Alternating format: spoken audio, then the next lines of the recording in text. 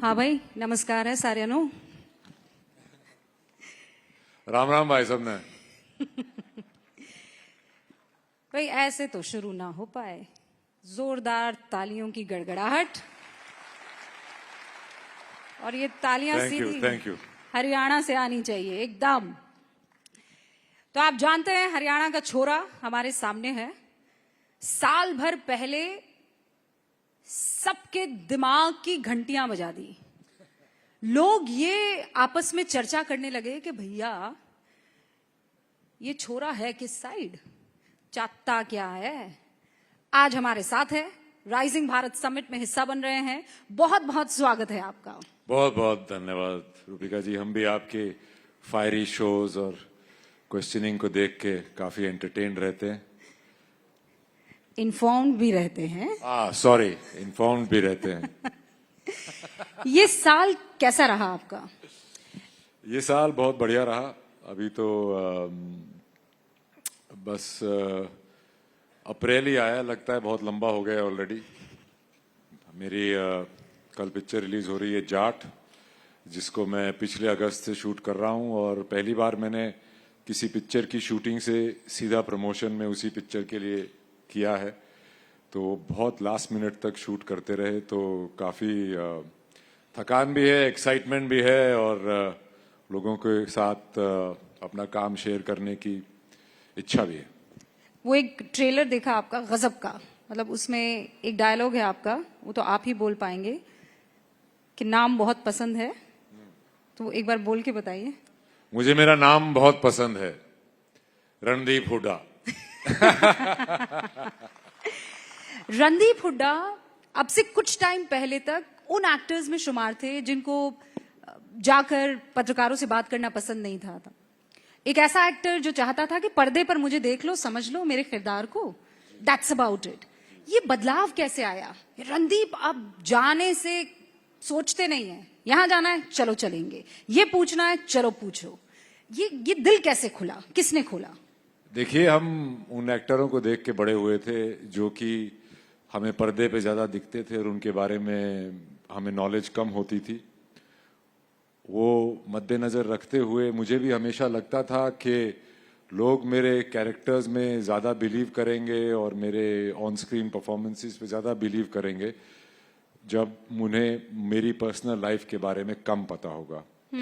पर ज़माना बदलता जा रहा है, लोगों तक पहुंचने के रास्ते बदलते जा रहे हैं, और सोशल मीडिया और ये सब आने के बाद एक अलग तरह का वो हो गया है कि अपने मुंह को, होठों को मछली जैसा बना के खुद अपनी पिक्चर खींच के सेल्फी लेके सोशल मीडिया पे डालने का ज़माना आ गया है। तो अभी कहाँ किससे छुपते घूमेंगे। खाने से लेकर हगने तक के सारे वीडियो बना बना के सोशल मीडिया पे शेयर करते रहो, तो शायद उससे एक नई दर्शकों की भीड़ जमा होगी, जिसको आजकल लोग कंज्यूमर कहते हैं। तो हमने तो दर्शकों के लिए काम करना शुरू किया था, पर शायद ये भी एक नया तरीका इजाद हुआ है। तो ये दर्द है, ये मजबूरी है कि मजबूती है रणदीप हुड्डा की? नहीं, ऐसा है, गंगा जाओ गंगा राम, जमुना जाओ जमुना राम। जहाँ पे आपका जैसे बनने लगे, जैसे जैसे वक्त बदलता जाए आपको भी बदलते रहना चाहिए। पर मैं वापस उसमें जाना पसंद करूंगा। सोशल मीडिया एक बहुत एडिक्टिव चीज़ है। मैं भी उस पर, जब मैं सावरकर डायरेक्ट कर रहा था तो मैंने नोकिया का फ़ोन ले लिया था कि उस पर ना व्हाट्सएप हो ना कुछ, सिर्फ बात से बात हो, और ज़िंदगी बहुत ही सरल हो गई थी। बहुत सारे लोग ज़िंदगी से कट गए थे और बहुत सारे लोगों की अहमियत पता चली थी। पर उसके बाद वापस से मैंने अपना स्मार्टफोन ले लिया, तो जो एक 2 साल की कंटेंट कंज्यूमिंग की जो भड़ास थी वो इतनी निकली कि बहुत समय सोशल मीडिया पे गुजारने लगे। तो मैंने फिर वो फ़ोन से वो ऐप्स हटा दी और मैं अब बहुत ही सुखी और अपने आप को शांतिपूर्व पाता हूँ। तो अभी आपके फोन में एप्स नहीं है, ये सोशल मीडिया एप्स नहीं है? जी नहीं है, और ना ही चाहिए भाई। कौन क्या कर रहा है, मुझे अपने काम से, अपनी जिंदगी से फुर्सत नहीं है भैया, किसकी क्या देखेंगे। और सोशल मीडिया पे तो आजकल क्या होता है कि बस अब असली सुख, असली दर्द, से दूर हटके बस यही दिखाया जाता है कि कितने मजे ले रहे हैं, मजे ले रहा हूं मैं अपनी लाइफ में, सबको यही दिखाते हैं आदमी। कोई असली सुख, कोई असली दर्द वहां नहीं है, कोई असली कनेक्शन नहीं है। बस ये दिखाते रहो कि मैं कितने मजे ले रहा हूं और उसके फ्रेम के बाहर से आदमी कितना ही दुखी हो। अच्छा, अब चूंकि ये सवाल पूछा गया है और जवाब आया है, आप में से कितने इतने ऐसे लोग हैं जिनके फोन में सोशल मीडिया एप्स नहीं है? क्या बात कर रहे हैं? देखा, हम माइनॉरिटी में आ गए हैं। ओहो। और कितने ऐसे लोग हैं, आज देखने में अच्छा लगेगा ना, कितने ऐसे लोग हैं जिनके मोबाइल में एप्स हैं सोशल मीडिया? बाकी सारे ही हैं। बहुत फ्री टाइम है आप लोगों के पास दूसरों की देखते रहने का। ऐसा मत बोलिए, भारी पड़ जाएगा। कल आपकी फिल्म रिलीज हो रही है, वो फ्री टाइम नहीं होगा तो जाएंगे नहीं देखने फिर? अरे जाएंगे जाएंगे, कैसे नहीं जाएंगे। अच्छा, एक बात बताइए, आपने कहा गंगा चले गंगा राम, यमुना चले यमुना राम। अब ये जो आपने वाक्य बोला है, ये मुझे उस बिंदु पर लेकर जाता है कि इस वक्त यही देश में चल रहा है, आइडियोलॉजिकल वॉर। भाई, एक है लेफ्ट, एक है राइट, वो सेंटर पता नहीं कहां खो गया, आज तक मिल नहीं रहा है। रणदीप कहां है? देखिए, मुझे पता था घूम के गुगली इधर ही आने वाली है, जैसे तो मैं कोई प्रवक्ता हूं। देखिए, सबसे बड़ी बात तो लोगों को पता नहीं है, क्यों समझ में नहीं आती, कि the left and the right wing belong to the same bird. वो एक ही उसका हिस्सा है और विचारधाराएं अलग अलग होनी चाहिए ताकि उनके एक संवाद हो, उनकी एक डिबेट हो और उसमें लोगों को समझ में आए कि कौन किस पक्ष में है, और दोनों पक्ष में भी हो सकता है और निष्पक्ष भी हो सकता है। नहीं, पर वीर सावरकर की जब आप बात करते हैं तो एक आइडियोलॉजिकल वॉर ये है जो कहते हैं वो माफी वीर हैं। उनको बुजदिल तक का तमगा दे दिया गया कि माफी मांग के ये शख्स जो है बाहर निकला। और रणदीप हुड्डा एक मूवी बनाते हैं जहां वीर सावरकर के, आपने वीर पूरी फिल्म में कहीं नहीं कहा, लेकिन जब आदमी देखकर बाहर निकलता है तो वो उसको एहसास होता है कि भाई जो इस शख्स ने किया होगा कैसे किया होगा, तो फिर तो बढ़ जाता है ना मामला। एक है जो कहते हैं माफी वीर है ये। देखिए, वो उनपे पॉलिटिकल लालचनाएं तब से चली आ रही हैं जब हिंदुस्तान में 3 मेजर पॉलिटिकल पार्टीज होती थी, जिसमें से एक इंडियन नेशनल कांग्रेस होती थी, एक हिंदू महासभा होती थी और एक मुस्लिम लीग होती थी। तो उस वक्त से आज भी वैसा ही होता है। विपक्ष गवर्नमेंट पे लालचना लगाता है और गवर्नमेंट विपक्ष पे लालचना लगाते हैं।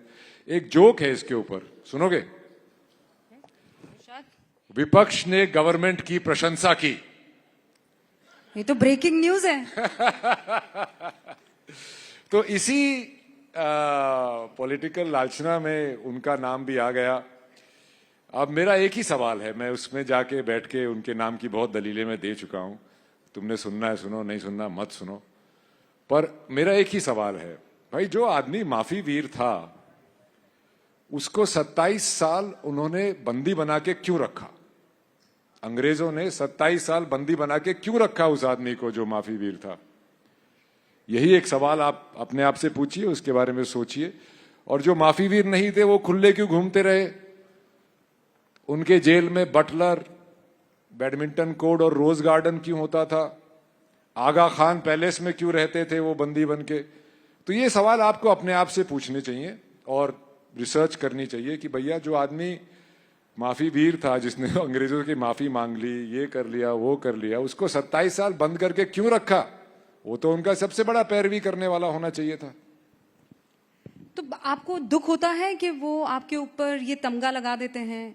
और इनफैक्ट मैं आपको पुराने टाइम में ले जाती हूँ, आपको पसंद भी है जो किरदार आप निभाते हैं, आप उसकी रूह में, भाई रूह जिस्म में जाती है पर आप उसका अपना जिस्म जो है उसकी रूह में डालने की पूरी कोशिश करते हैं। तो उस वक्त आपने बताया 3 लोग थे, 3 पार्टियां हुआ करती थी, आईएनसी थी, हिंदू महासभा थी और इंडियन मुस्लिम लीग। ये कम्युनिस्ट पार्टी भी होती थी पर उसको ज्यादा तवज्जो नहीं था। ठीक है, लेकिन सबसे ज्यादा आइडियाज उन्हीं के दिमाग में चलते हैं। फ्री टाइम बहुत होता है उनके पास, एक के बाद एक बड़ी खबरें। तो रणदीप हुड्डा अगर सोशल एक्टिविस्ट होते या पॉलिटिशियन होते उस टाइम में, तो इन तीनों में से किसके संग होते? या चलिए चौथा कोण भी दे देती हूँ, कम्युनिस्ट, किसके साथ होते? Hindu Mahasabha, Indian Muslim league, INC और कम्युनिस्ट। देखिए, ये सब बातें भी कुछ ही लोगों में होती थी, बाकी देश तो गरीबी से जूझ रहा था, गुलामी से जूझ रहा था और अपना जिंदगी काट रहे थे। मैं किस पार्टी में होता अब मुझे ये नहीं पता, क्योंकि ना मैं उस वक्त था और उस वक्त मेरी विचारधारा क्या होती मुझे नहीं पता। मैं शायद अंग्रेजी फौज में होता। तो फिर आप गद्दार हमारे कहलाते? बहुत सारे लोग अंग्रेजी फौज में थे, भूल रहे हैं लोग, जिन्होंने अंग्रेजों के पक्ष में, फर्स्ट वर्ल्ड वॉर में गांधी जी ने बोला था कि अंग्रेजों के पक्ष में लड़ते हैं तो शायद हमें आजादी जल्दी मिल जाएगी। सेकेंड वर्ल्ड वॉर में सावरकर जी ने बोला था कि अंग्रेजों का साथ दे, अंग्रेजों की फौज ज्वाइन करो, क्योंकि अगर आप फौज ज्वाइन करोगे तो आपको ट्रेनिंग मिलेगी, आप अफसर बनोगे, आप इंजीनियर बनोगे और ये सब देश जब आजाद होगा तो हमारे काम आएगा।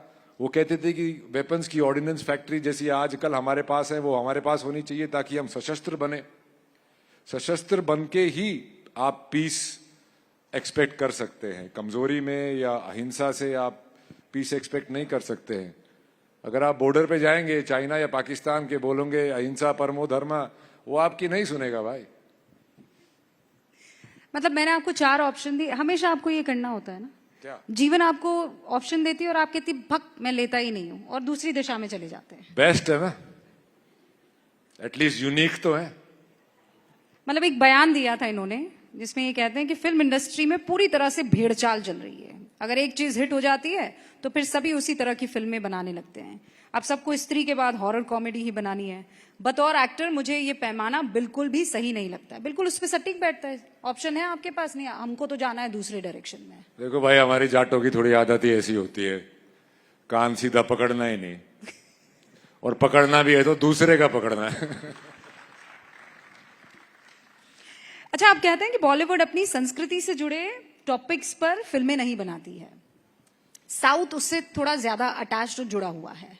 हाँ, वो ज्यादा गांव खेड़े से जुड़े हुए लोग हैं। हमारा थोड़ा जो हिंदी फिल्म इंडस्ट्री है वो काफी बार एलिटिस्ट हो जाती है।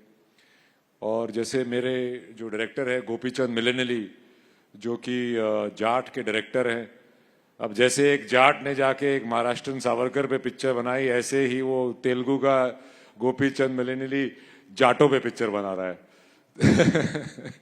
तो वो उसके जो व्हाट्सएप स्टेटस है उस पे उसने लिखा है, I did not go to film school, I went to movies. तो जो हमारी एक दर्शकों की पिक्चर देखने की एक परंपरा चली आई है, एक हिस्ट्री है, एक बैकग्राउंड है, तो उन लोगों को उससे जुड़ी हुई ही पिक्चरें बनानी है और वो बहुत ही रूटेड पिक्चरें बनाते हैं। आज भी एक बड़ा विलन होता है, एक हीरो होता है, अत्याचार होता है गांव में, ये सब होता है और उसके ऊपर वो पिक्चरें बनाते हैं। हालांकि वो थोड़ी हाइटन्ड करके बनाते हैं, जो कि मेरे ख्याल से सिनेमा की आज डिमांड भी है, क्योंकि जो म्यूटेड चीजें हैं आप वो ओटीटी पे भी देख सकते हैं। तो जब आप सिनेमा में जाते हैं तो आपको थोड़ा सा लार्जर देन लाइफ दिखना चाहिए, थोड़ा ड्रामा। क्यों? तो वो ड्रामा हमें जाट में देखने वाला है, पर जाट में जाट नहीं है। सबसे बड़ी गुगली तो यही थी। मतलब क्यों? मेरे पास आए, बोले जाट पिक्चर करनी है। मैं तो खड़ा हो गया सीट से, मैं कहा यार बड़े दिनों बाद एक ऐसी बॉल आई है जिसपे तो मतलब बल्ला बिला घुमाए छक्का मार देंगे। उन्होंने मेरे को स्क्रिप्ट सुनाई, वो भी तेलुगु में, बहुत ही इंटरेस्टिंग थी। तेलुगु में भी यार ऐसे साउंड इफेक्ट के साथ पिक्चर सुनाई। तो फिर बोले तुम्हारा रोल राणा तुंगा का है। मैं कहा है, मतलब मैं जाट नहीं प्ले कर रहा हूं। तो उसमें थोड़ी सी, हालांकि स्क्रिप्ट अच्छी थी, सब अच्छा था, तो थोड़ा मुझे लगा यार कहीं गांव में लोग ना बोले यार जाट नाम की पिक्चर में तू जाट नहीं। तो फिर मैंने पेरेंट्स से पूछा, बोले भाई तू तो कलाकार है, तू अगर सावरकर बन सकता है तो राणा कुतुंगा भी बन सकता है, चार्ल्स सोबराज बन सकता है, राजा रवि बन सकता है, तो इसमें क्या प्रॉब्लम है? मैं कहा नहीं जी कोई प्रॉब्लम नहीं है। फिर मैंने अपने स्कूल के व्हाट्सएप ग्रुप में भेजा, तो बोला अरे यार न्यूना चाल है, जाट कौन प्ले कर रहा है? मैं कहा सनी देओल। बोला चल भाई फिर ठीक है, तेरे ते बड्डा एक का जाट है, उड़े वो है सनी देओल।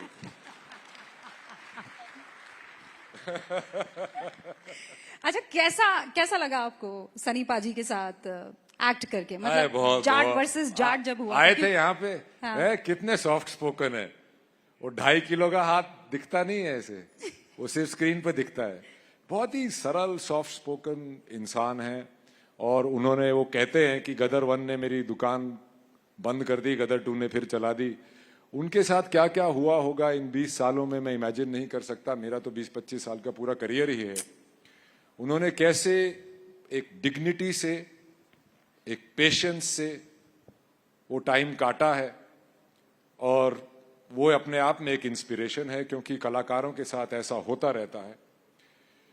और जब उनके साथ काम किया तो हम भी अपने हॉस्टल में कवर्ड पे टूथपेस्ट से उनके पोस्टर लगाते थे, और डोले शोले हम भी नापते थे उनके। वही लड़ाई होती है, भाई संजय दत्त की बॉडी बड़ी आया सनी देओल की, तो हमारे यहाँ तो भाई सनी देओल ही चैंपियन था। फिर उनके फादर धर्मपा जी, हमको तो उनमें अपने लोग दिखते थे। पर इतने सॉफ्ट स्पोकन में कहिए कैसे करेंगे, पर जैसे ही एक्शन होता है भाई में माता आ जाती है। भाई एकदम से पता नहीं क्या, हम भी थोड़े डर जाते थे। मैं कहा यार क्या हो गया। तो is a very sweet man, very, he is meant for larger than life cinema, and I really wish him well, and I hope this movie is a big sixer for him so that we can see more of that roar on the screen. लेकिन आपने जब उनके साथ fight sequence किया होगा तो 2.5 kilo का हाथ आपके ऊपर खूब पड़ा होगा, तो आपने अपना 250 ग्राम का हाथ वाथ उंगली कुछ ऐसा? आपको ये किसने बताया कि मारा 250 ग्राम का है यार? देख ना आपके सनी देओल का पड़ा है ना मारा। अरे सनी पाजी बड़े जाट हैं, तो मैंने कहा उनको थोड़ा, आप इतनी रिस्पेक्ट पे कर रहे थे तो मैंने कहा चलो मेरा भी 250 ग्राम दे दीजिए वहां नहीं पर। नहीं, हम अपना हाथ तोलते नहीं है ज्यादा। नहीं ऐसा कुछ नहीं है। He is such a expert at action, मतलब तुम्हें लगने का तो सवाल ही पैदा नहीं होता। पर जब हम मार रहे थे तो मुझे बड़ा डर लगता था, तो मैं फेस पे मारना था तो यहां मारता था। तो बोले यार मेरे फेस पे मारना, मैं हट जाऊंगा। मैं कहा यार पाजी थोड़ा बोला चल लगी चल। तो he was very, he had a big bravado about it, and I quite enjoyed working with him, and yeah. अच्छा, आपका इंस्पिरेशन कौन है बॉलीवुड में? यार मैं खुद इंस्पिरेशन बनने की कोशिश कर रहा हूँ। इंस्पिरेशन बहुत है। मैं नसीर साहब के साथ बहुत दिन थिएटर किया, उनकी वर्कशॉप्स की, उनसे सीखा। और सनी पाजी and his larger than life persona, Salman and his goodwill and his larger than life persona. There's many people who are inspirational, people who have had long careers and have stayed on top of their game. I always believe, like आपने जो पहले ये जो interaction का और social media का जो सवाल किया था, आज भी आप ये बात नोटिस करिएगा, आज भी हमारे देश में जो बड़े स्टार हैं जिनको हमें देख के लगता है कि ये कुछ भी कर सकते हैं, वो स्टार हैं जो इंटरनेट और सोशल मीडिया के पहले थे। क्योंकि उनको देखने के लिए हमें फिल्मी मैगजीन लेनी पड़ती थी, चित्रहार देखना पड़ता था, आपको पिक्चरें देखनी पड़ती थी, वीडियो कैसेट हायर करना पड़ता था। अब तो आप मुफ्त में बटन दबाओ, किसकी क्या चल रहा है, कौन कितने कपड़े पहने हुआ है, कहाँ गया है, क्या हॉलीडे चल रहा है, क्या सब कुछ पता चल जाता है। तो वो एक इंट्रीग, एक स्टार, वो दूर अंतरिक्ष के जो सितारे थे उनको देखने के लिए आपको एफर्ट करना पड़ता था। तो ये भी एक थॉट है कि क्या उस वक्त के स्टार्स आज भी इतने वो क्यों हैं? क्योंकि हमारे जहन में उनकी एक रेयरिटी थी, उनकी एक स्पेशल वैल्यू थी, वो हर जगह नहीं दिखते थे। तो वही शायद मैं भी उसी को फॉलो करने की कोशिश कर रहा था, पर मरता क्या ना करता। हाँ, क्या करें फिर? हाँ, करना ही पड़ेगा भाई। और बॉलीवुड में फिर आप एडजस्ट कैसे कर पाएंगे? मुश्किल हो जाएगी ना। मैं तो जब बॉलीवुड गया था, एक्चुअली मैं बॉलीवुड में सिर्फ हॉलीवुड के लिए अपनी शो रील बनाने गया था। 20 साल बाद हॉलीवुड में काम करने मिला। जब मैं हॉलीवुड गया तो वहां पे पहले एक ईटीसी का चैनल आता था बॉलीवुड में ईटीसी चैनल होता था। जिसके ऊपर सारे गाने और प्रोमोज आते थे। तो मैं अपनी काउच पे बैठा सोचता था कि यार, काउच नहीं, पहले तो नीचे गदेली होती थी, गदेली में बैठ के सोचता था कि मैं कौन सी पिक्चर में फिट होता हूं। तो मैं किसी भी पिक्चर में फिट नहीं हो रहा था जब तक कि मैंने कंपनी नाम की एक पिक्चर का ट्रेलर नहीं देखा जो राम गोपाल वर्मा ने बनाई थी। तो वो देख के मुझे लगा यहां मैं काम कर सकता हूं भाई।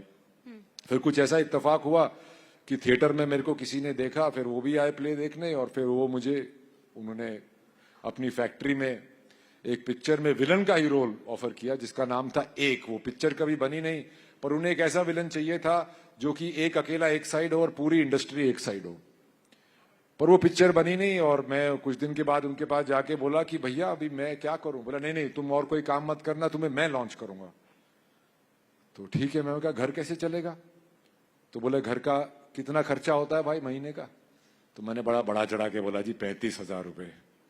उन्होंने बोले मेरी 35,000 रुपए की तनख्वाह बांध दी, और 3 साल में 35,000 रुपए की तनख्वाह पे कुछ ना काम करने के लिए मैं लेता रहा। ऐसे ही मेरी लाइफ में काफी ऐसे इत्तेफाक हुए कि मेरे 25 साल के करियर में से 11-12 साल तो मैं एक दिन भी सेट पे नहीं गया हूं। तो सवाल क्या था आपका? बॉलीवुड में एडजस्ट कैसे करते हैं हाँ, तो बॉलीवुड में ऐसे एडजस्ट हुए यार कि अपना एक सोचा कि मुझे ये करना है। और मुझे शुरू में ये भी हुआ कि मैंने डी और रिस्क जैसी पिक्चरें की जो कि थोड़ी सनी पाजी टाइप की पिक्चरें थी। और उसके बाद सबने यही कहा कि एक ही लुक रखो, एक ही जैसा दिखो, एक ही तरह के रोल करो ताकि आपकी एक इमेज बनेगी, उससे ही सितारा बनता है आदमी। मेरे को उस वक्त तक मेरी लाइफ में नसीर साहब तो थे ही, फिर ये डैनियल डे लुइस पुइस ये सब लोग आने लगे। तो मेरे को लगा यार काम तो ये अच्छा है कि हर चीज में आप अलग अलग करो। तो वहां से मैंने अपनी जर्नी शुरू की। और मैं, अगर आप मेरे रोल्स उठा के देख लो, कोई 40-45 पता नहीं कितने मैंने टाइटल्स किए हैं, उसमें से एक दो को छोड़ के आपको मैं किसी में भी एक जैसा नहीं दिखूंगा।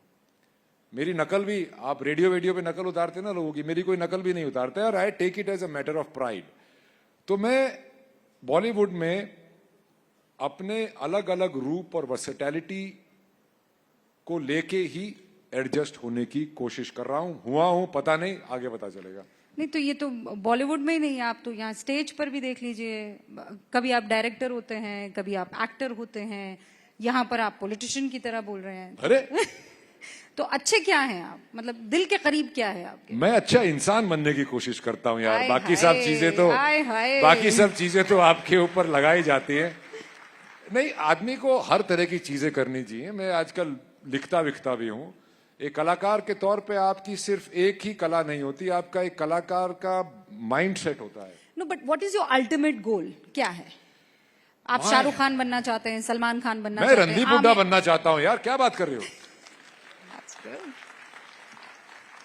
आज मैं यहाँ बैठा हूं, मैं किसी और की तरह बन के नहीं बैठा हूं, मैं खुद बन के बैठा हूं भाई, जिसमें उतना ही पॉलिश है जितना उसमें रफ है। बहुत खूब। तो लेकिन एक आपका टारगेट है कि यहां तक पहुंच जाऊं, उसके बाद तो फिर देखा जाएगा? नहीं, मेरा टारगेट वो नहीं है। मेरा वर्क लाइफ बैलेंस बहुत खराब रहा है। हम काम के लिए जिए हैं, काम से ही शादी हो गई थी बहुत साल पहले, तो मैं उसको ठीक करना चाहता हूं। मैं और बहुत सारी कहानियां बताना चाहता हूं, मैं डायरेक्ट करना चाहता हूं, मूवीज बनाना चाहता हूं, मैं बहुत कुछ करना चाहता हूं। पर I'm just scared that I don't spread myself too thin, that's all. आपने शादी की बात की, मुबारक अभी माशाल्लाह। Thank you, thank you, thank you. आपकी शादी, और कितने चर्चे हुए। पिछले साल तक मैं थैंक यू बोलता था, आजकल मैं thank you thank you thank you. और चर्चे ऐसे थे कि क्या खूबसूरती से शादी हुई है, सारे रीति रिवाजों को ध्यान में रखा गया है, और दोनों आप बड़े खूबसूरत लग रहे थे। लेकिन उसके बाद एक चर्चा ये हुई कि रणदीप हुड्डा तो हर चीज पे बड़ा खुलकर बोलते हैं, शादी मणिपुर की लड़की से की है, वो खुद एक एक्टर हैं, मणिपुर में हो रही हिंसा पर तो कुछ ना बोले रणदीप हुड्डा। हालांकि हालात आज की तारीख में ठीक हैं, वहां पर रूल लगा दिए गए हैं, अब सीएम साहब नहीं देख रहे हैं, अब गवर्नर साहब देख रहे हैं, प्रेसिडेंट रूल लगा दिया गया है। लेकिन आप क्यों नहीं बोले मणिपुर पर कुछ? मैं बोला, आपने नहीं सुना। शायद वो सोशल मीडिया पे इतना वायरल नहीं हुआ। भाई इनको भी भेज दो। क्या बोलेगा क्या आदमी कि वहां पे पीस होनी चाहिए। मैं कोई पॉलिटिशियन नहीं हूं, मैं सिर्फ एक कलाकार हूं, और जितना मैं बोल सकता था मैं बोला। मैं और मेरी वाइफ चुपके से वहाँ रिलीफ कैंप्स में कोविड के दौरान ये जो ऑक्सीजन की मशीनें होती थी ये सब हम करते रहते हैं। उससे ज्यादा हम क्या करें आप बताइए। काम किसी और का है, उन्हें करना चाहिए। तो अब जो हालात हैं, आपकी पत्नी क्या बताती है? अब अभी भी हालात इतने अच्छे नहीं हैं। मणिपुर देखिए, बहुत सालों तो वहाँ पे बहुत ही एम्बार्गोज वगैरह लगे रहते थे। तेल, पानी, चाय, दूध, इस सब की तकलीफ बहुत रहती थी। सप्लाई चेन बहुत थी। तो वो सप्लाई चेन ठीक हुई, वहाँ पे खुशहाली आई, वहाँ पे एकदम से एक रंग और एक खुशी की लहर और एक डेवलपमेंट का काम शुरू ही हुआ था कि ये कॉन्फ्लिक्ट शुरू हो गया। तो वहां पे डेवलपमेंट कौन नहीं चाहता, वो हमको सोचना चाहिए। तो आपको इस सरकार पर भरोसा है? Can they do something? सरकार ही कर सकती है। भरोसे के अलावा आप क्या कर सकते हो? आप क्या कर सकते हो? लाइन अच्छी है। सरकार ही कर सकती है भाई। अब वक्त इजाजत के लिए कह रहा है, लेकिन मैं जाते जाते आपके साथ एक रैपिड फायर। ये वायरल वाला काम है। अरे एक कि जल्दी से कुछ बेवकूफी वाली बात बोल दो, सब आपस में शेयर करके अच्छा सब बताइए। हंसेंगे, बिल्कुल कुछ नहीं। गाली देंगे। नहीं नहीं, बिल्कुल नहीं। आप मुझे बताइए, कुछ वीर सावरकर बोलेंगे, कुछ माफी वीर सावरकर बोलेंगे। क्या चल रहा है भाई? नहीं, लेकिन देखिए, एक भी ऐसा जवाब है जो वायरल कंटेंट ना हो। अगर है तो तालियां बजा दीजिए आप सब, है ना? सारे के सारे जो बयान दिए वो वायरल कंटेंट, और कह रहे रैपिड फायर जाएगा वायरल कंटेंट। गलत बात है। हाँ, तो चलिए शुरू करते हैं। आजादी में बड़ा योगदान किसका? महात्मा गांधी, वीर सावरकर? दोनों का बहुत था, दोनों का बहुत बड़ा योगदान था। 50-50। आप किस पक्ष में है उसके हिसाब से देखिए। नहीं, मैं तो भारत के पक्ष में हूं। दोनों पक्ष में मैं भारत अच्छा, के इस पे मैं एक बात बोल देता हूं। वायरल मटेरियल 1940 से 1950-52 तक कोई 40-60 देशों को आजादी मिली थी अंग्रेजों से, राइट? वहां पे ना सावरकर थे ना गांधी थे। वो आजादी कैसे मिली? ये सवाल आप सबके लिए है। तो वहां भी कोई गांधी रहा होगा, वहां भी कोई सावरकर रहा होगा। भारत देखिए, के अंग्रेज थक परिप्रेक्ष्य गए में। थे। अंग्रेज थक गए थे। अंग्रेज थक गए थे और वर्ल्ड वॉर 2 में उनके बहुत नुकसान हो गया था। वो अपनी British empire where the sun never sets को एडमिनिस्ट्रेटिवली कंट्रोल नहीं कर पा रहे थे। वर्ल्ड वॉर 2 से जितने भी हमारे सैनिक वापस आ रहे थे, जो कि ट्रेंड थे, जो कि सशस्त्र थे और जो शस्त्रों के बारे में ट्रेनिंग जानते थे, वो लोग भी इनका रूल एक्सेप्ट करने को तैयार नहीं थे।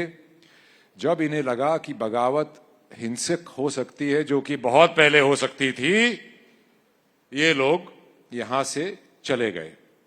और विभाजन भी देश का सिर्फ हिंदू मुस्लिम पे नहीं हुआ था। ये रैडक्लिफ को जिसको बुलाया था, इनको नहीं पता था, ये तो पहले कभी आए नहीं थे। विंस्टन चर्चिल ने बहुत ही स्मार्टली ये विभाजन की बात 1945 में ही सोच ली थी, क्योंकि स्टालिन साहब, जैसे अब चाइना कराची में पोर्ट बना रहा है, स्टालिन साहब पोर्ट बना रहे थे। रशिया अफगानिस्तान तक आ चुका था। इंडियन जो कांग्रेस पार्टी थी वो सोशलिज्म की तरफ जा रही थी। तो उन्हें एक बेस चाहिए था एलाइड फोर्सेस को, जो कि पाकिस्तान था। और अगर आप आज पाकिस्तान की हिस्ट्री देख लें तो उन्हीं को वेस्ट से इतनी सपोर्ट क्यों मिलती है, वहीं पे वेस्टर्न ट्रूप्स क्यों हैं? Because of the main point जो अभी आप जिक्र कर रहे थे। जी भाई साहब, हिस्ट्री का प्रोफेसर बैठा है मेरे सामने इस वक्त। अरे यार, मैं तो कलाकार ही था, तुमने बना लिया।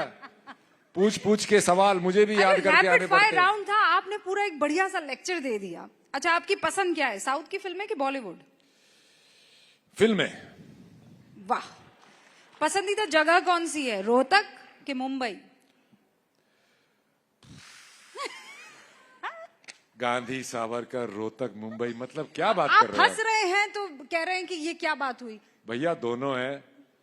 एक मेरे मिट्टी का घर है, एक मेरी किस्मत का घर है। ब्यूटीफुल। अच्छा, मुझे ये बताइए कि आपको सबसे अच्छा पॉलिटिशियन कौन लगता है? आज की तारीख में तो दो ही हैं, एक विपक्ष है और एक पक्ष है, नरेंद्र मोदी, राहुल गांधी। अरे भाई, शुक्र है आपने ऑप्शन दे दी, Narendra Modi ji. Thank you so much. Thank you, I hope you जोरदार तालियों के साथ एक बार फिर से thank you very much, thank you. Hooda ji का यहाँ राइजिंग भारत समिट में शुक्रिया कीजिए। Thank you so much. Thank you, Randeep. Thank you so much. Cheers. Walk off. Thank you, Rubika. Thank you so much.